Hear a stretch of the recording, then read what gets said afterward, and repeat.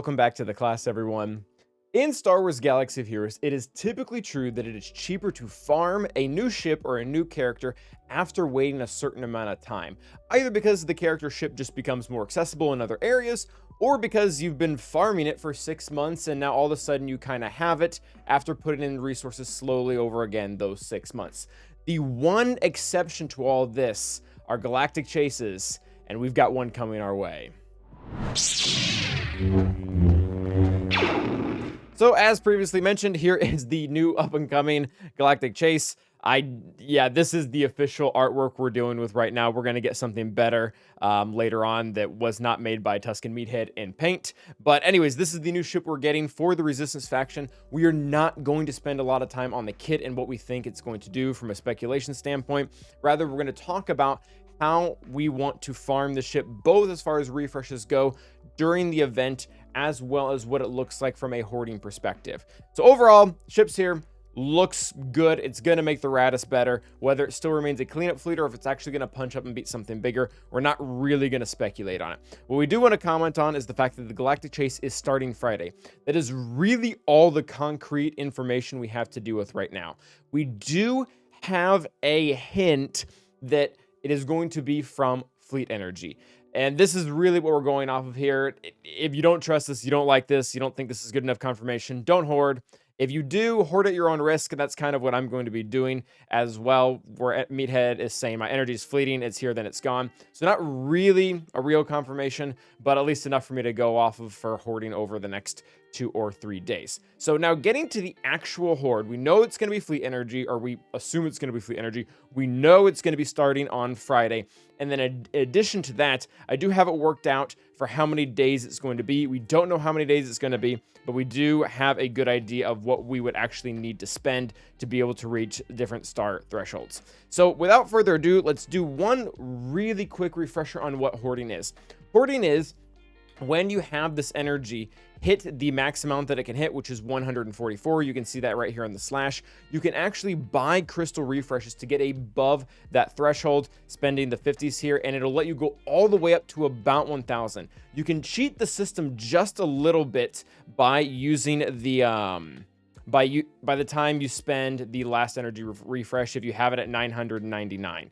That being said, you have to do this over a series of days, so you don't have to spend the 100 crystal refreshes. You can just stick to the 50 crystal refreshes. So ideally, if you're going to hoard, you want to end today, that is the 16th, with 309 energy saved at that exact amount. That'll give you the perfect opportunity tomorrow to then do another 350 crystal refreshes to end at 714, and the following day 1119, so that once we hit the 19th, which is Friday, you will be able to spend immediately all that hoarded energy, hopefully for a good value. We don't have drop rates, but we can kind of speculate what that is due to past events. So that is kind of where the hoarding ends up. If you're asking Calvin, hey, I want to actually be able to do my dailies, I want to be able to farm all the ships that I don't currently have maxed. For me, that is very much the case. I want to hit my dailies. In addition to that, I'm also currently farming the Marauder. That does cost me about 100 energy each day, so I factor that into my hoarding goals. Instead of 309, I'm going to be getting 509. That'll give me an extra 200 padding that I can use 100 on the 17th, 100 on the 18th, and by the 19th, I'll be spending it in general. So that is really what we want to do from a hoarding perspective. Now, I do want to address a little bit the reason why we hoard. It's not just so we can get the ship faster. I feel like a lot of people have that notion, and it's more than that. And what I do not believe is currently common knowledge is the fact that this beginning hoarding stage for the Galactic Chase is still one of the most economical ways to farm. It's even better than slow farming the ship over 6 months, which again, most people think, oh, I don't really need it right now. I'll get it when it's cheaper and just on the node and I can farm it normally. And you can do that, that's fine. But if you're ever wanting the ship at any point in time, this is the cheapest it's going to get. And I'm going to kind of show you why. So if we hoard over these 2 days, which you should be able to use most of your energy on the 16th, you really shouldn't have any deficit there. Now you are going to lose energy on the 17th and the 18th by hoarding because you're going to stop that normally accruing energy. You're going to be losing out about 480 energy. That 480 energy is going to be about 50 crystals times 4, that's how the refreshes kind of work out. So you're losing that much in crystals, you're losing that much in energy. However, now let's talk about what you're going to gain out of this whole endeavor. If we do this everything properly and we end up with 1100 energy here to spend, that 1100 energy is going to turn into at least 22 shards, assuming a 2% drop rate. The reason why I say at least and 2% is because that is the lowest these galactic chases have really ever been. They've gone all the way up to 4 before, sometimes they're around 3, but 2 is the most conservative we can really be. Well, 22 shards, that's worth about 1300 energy. And you might ask where I get that number from, and it's just the fact that it takes about 60 energy normally to get 1 shard from a fleet node, assuming 33% drop rate. On top of that, each node typically costs about 20 energy. So you're getting essentially all of this energy that you would usually use to farm the ship. So you are losing this, you're gaining this. Overall, the amount of crystals you're going to be making away based off of the 50 crystal refresh is about 559, meaning that you're actually not losing anything by hoarding early. In fact, you're gaining 359 crystals worth of shards by doing this whole thing. So again, assuming you want the ship at any point in time, the cheapest time to get it is right when it comes out during this galactic chase. And that's assuming really bad drop rate. So you don't even have to really worry about that all that much. So now that is hoarding.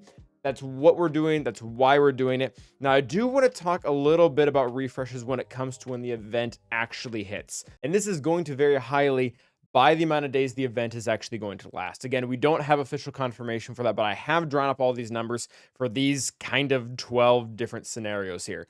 So we can assume the event is going to last at least 2 days. Again, I don't think we've had a galactic chase that has ever lasted for just 1 day. We have 2, 3, 4, 5, 6 days or 7 days here. And then in addition to that, we show how many shards you're going to get if you do 50 crystal refreshes, if you do the hundreds, if you do the 200s, and if this is a 2% drop rate like we previously mentioned, or if it's going to be a 3% drop rate. So overall, I mean, this is really going to go roster by roster. I can't really tell you what's a good deal and what's not. It's going to depend on your crystal income. It's going to depend on how badly you actually need the ship. I'm not going to really preach the ridiculous amount of value here as much as I would here. This is legitimately the best way to ever farm the ship, by hoarding and getting your 20 or extra 30 shards that way. This right here, it's going to become a lot more subjective. The only thing that I can tell you pretty clearly is do not go into the 400s. And the reason why is if you spend 400 crystals on a refresh, even if the drop rate is 3%, you're only going to get 3.6 shards from that singular refresh. You would much be better off going into shipments and just buying the ship for 100 crystals a shard rather than only getting it for this kind of lesser value. You get 4 shards for 400 crystals rather than getting 3.6 for 400 crystals. And that's if it is in the 3% range. If it's in the 2% range, is going to be even worse than that. So what I'm personally going to be doing, almost regardless of how long the event is going to be going, or what the drop rate is, I'm going to be doing the 50s and 100s. It's still somewhat cheap. There's still a few nodes out there that I can get some really nice relic salvage from, so it's worth doing. And then if I end up anywhere between really 140 and 200 crystals, it would be really nice to already have the 5 or 6 star ship right at the bat. Again, I don't really know how good it's going to be, where it's going to place, what it's going to beat, but that will put me in a really good position to have it as soon as possible without really breaking the bank crystal wise. So that is going to be the video for today. Thank you guys for watching. Let me know if you have any questions in the comment section. And as always, stay awesome.